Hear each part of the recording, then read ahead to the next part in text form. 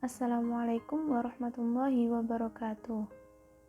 Kami dari kelompok 1 dengan saya sendiri Alfi Mardiata Tsaniyah NIM 12304183004 dan teman saya Naja Alwi Mawardi NIM 12304183022. Pada mata kuliah psikolinguistik, dosen pengampu Ibu Asna Andriani M.Hum dengan materi Sejarah Perkembangan Psikolinguistik. Pada awal perkembangannya, psikolinguistik bermula dari adanya pakar linguistik yang berminat pada psikologi dan adanya pakar psikologi yang berkecimpung dalam linguistik.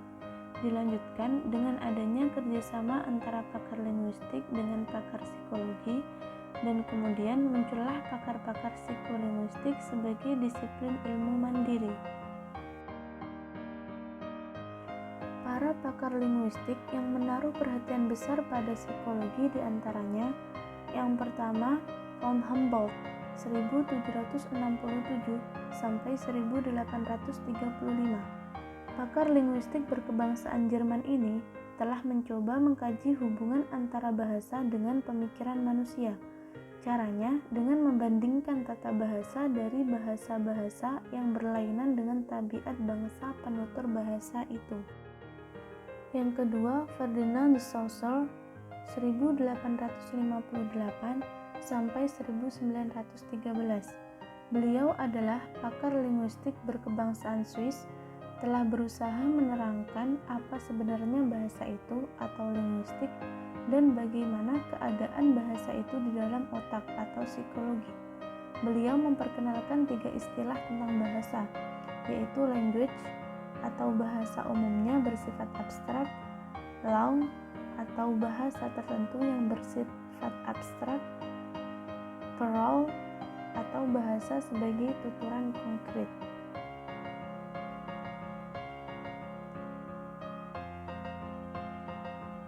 Yang ketiga, Edward Sapir 1884 sampai 1939.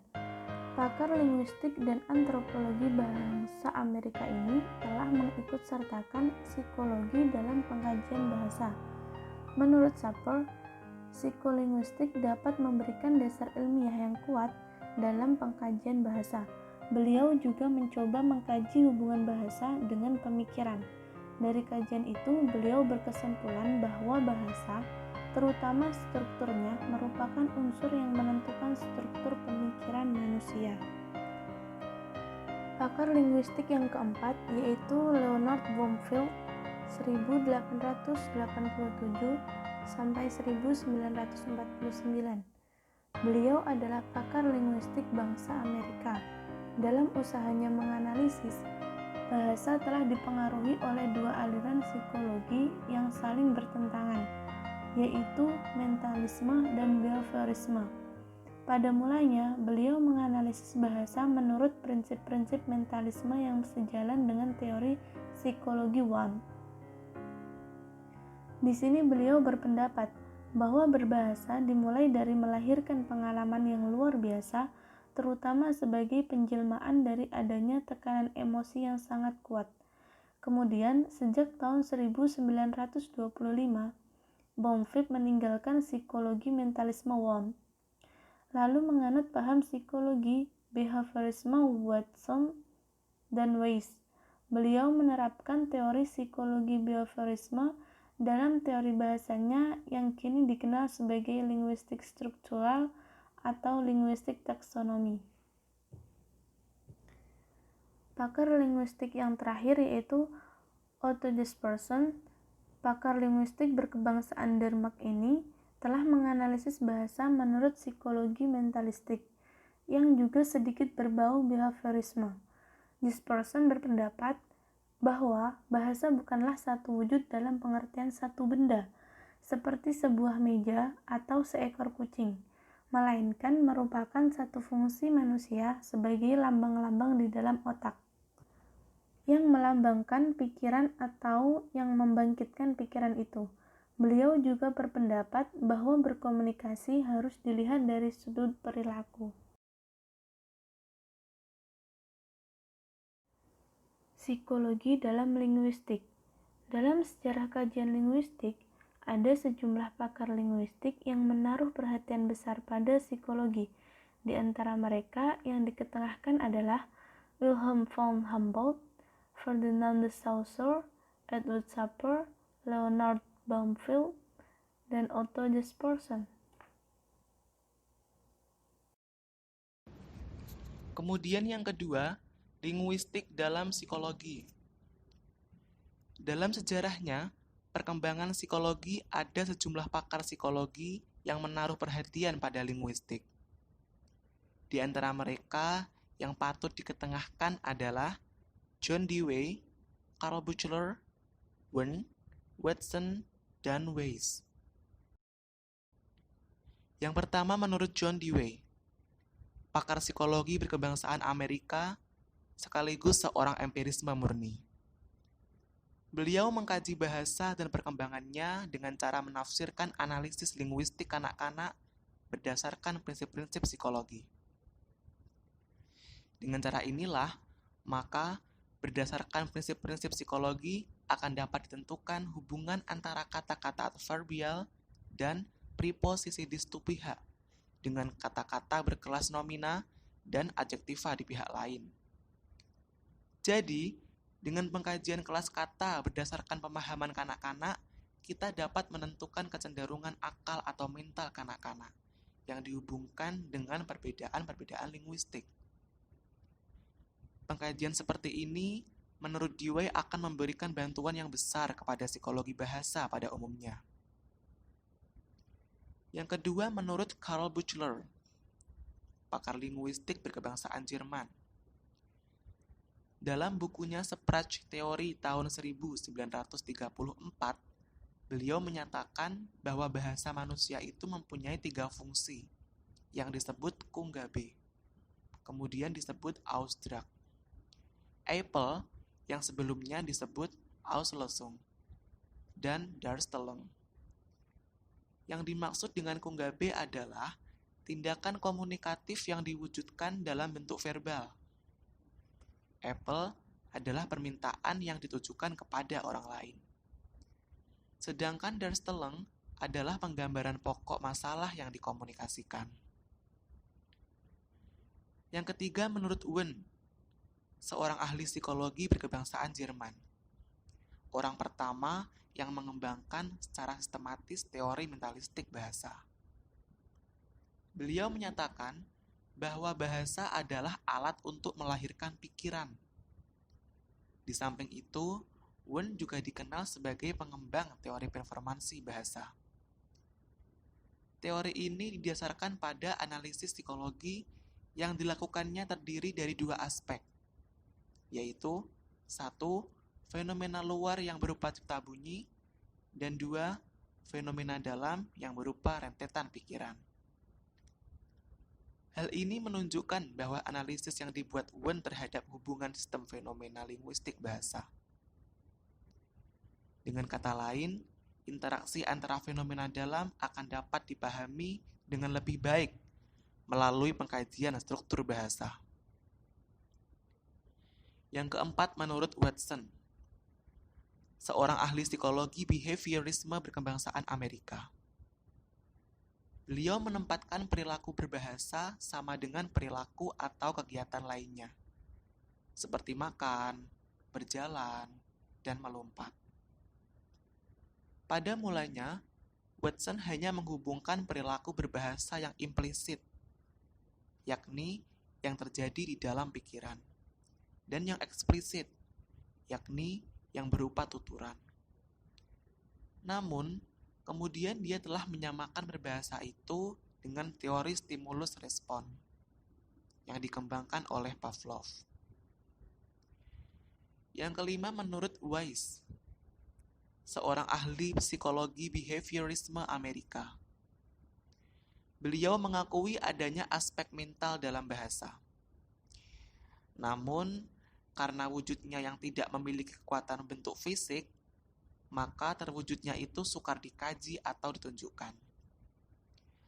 Oleh karena itu, Weiss lebih cenderung mengatakan bahwa bahasa itu sebagai satu bentuk perilaku apabila seseorang menyesuaikan dirinya dengan lingkungan sosialnya. Kemudian yang ketiga, kerjasama psikologi dan linguistik. Kerjasama secara langsung antara disiplin psikologi dan linguistik dimulai sejak tahun 1860, yaitu oleh Hermann Steinthal, seorang ahli psikologi yang beralih menjadi ahli linguistik, dan Muriel Lazarus, seorang ahli linguistik yang beralih menjadi ahli psikologi, dengan menerbitkan sebuah jurnal yang khusus membicarakan masalah psikologi bahasa dari sudut pandang linguistik dan psikologi. Menurut Steinthal, sebuah ilmu psikologi tidak mungkin dapat hidup tanpa sebuah ilmu bahasa. Juga dikatakannya bahwa satu-satunya jalan untuk masuk ke dalam akal manusia adalah melalui hukum-hukum asal bahasa, dan bukan melalui panca indera manusia.